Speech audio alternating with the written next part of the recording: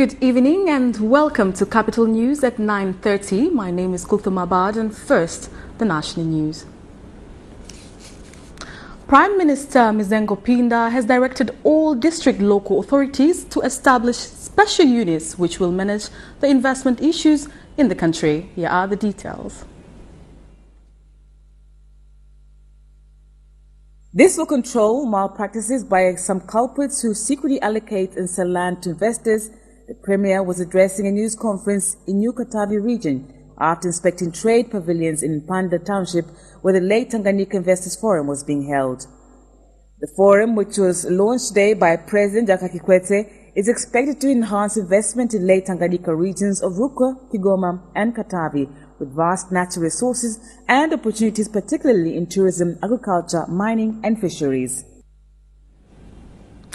People with high knowledge on the current constitution have been advised not to ridicule and discard it, but help members of the society recognize achievement and shortcoming in the charter. Here is more on the report. One of the Uhuru Torch race bearers, Abdallah Rashid Abdallah, said knowing context of the old blueprint will help most people contribute effectively in giving their views on the proposed new constitution.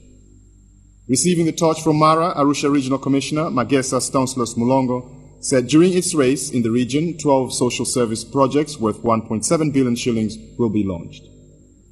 Handing over the torch, Mara Regional Commissioner John Tupa said apart from achievements realized through its race, such as elimination of tribalism, he also emphasized the need for people to increase efforts in the fight against poverty and HIV and AIDS pandemic. The Permanent Secretary of the Ministry of Foreign Affairs and International Cooperation, John Haule, says the government will continue to maintain good relations with foreign countries started by founders of the nation. Here is more on the report. According to Mr. Haule, good relations with foreign countries have helped Tanzania to be recognized abroad for maintaining peace and stability in the country.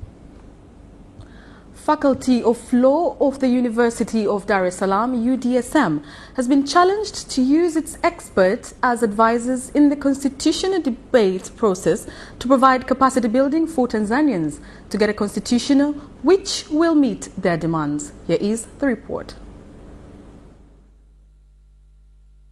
Launching Golden Jubilee of the 50th anniversary of the University School of Law, Principal Judge William Mandia, on behalf of Chief Justice, said the required constitution must involve views of all Tanzanians by taking into account the rule of law, good governance and democracy. The faculty should be able to assist in defining what exactly is meant and required by constitution making.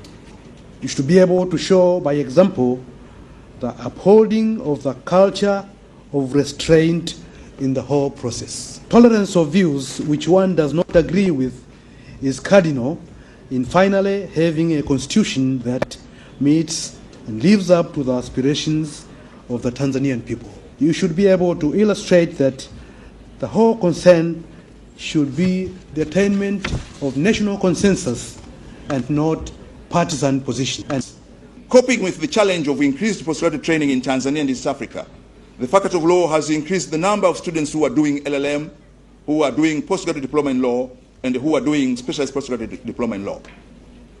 The number of students in our PhD program has also increased.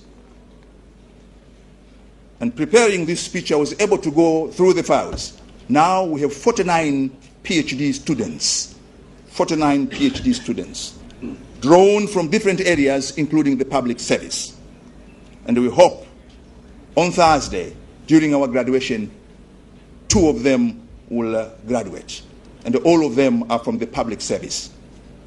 Speaking on constitutional reforms, a lecturer of the University of Dar es Salaam, Professor Michael Wambali, recommended commissioners of the National Electoral Commission to be nominated by independent institutions in collaboration with the President in order to remove complaints of people and political parties.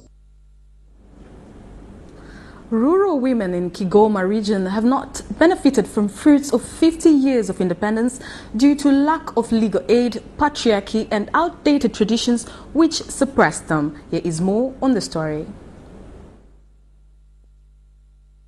Speaking during International Rural Women Day held at Mahembe village in Kigoma district, The women said despite enactment of several legislations, they were still denied justice in heritage, marriage and land ownership. Coordinator of the ceremony from a non-government organization concerned, Aisha John, said International Rural Women Day recognizes rural women's importance in enhancing rural development activities. Acting Kigoma District Executive Director Adam Misana called for support for rural women in Tanzania who have continued to be denied the fundamental rights despite enactment of laws which protect them.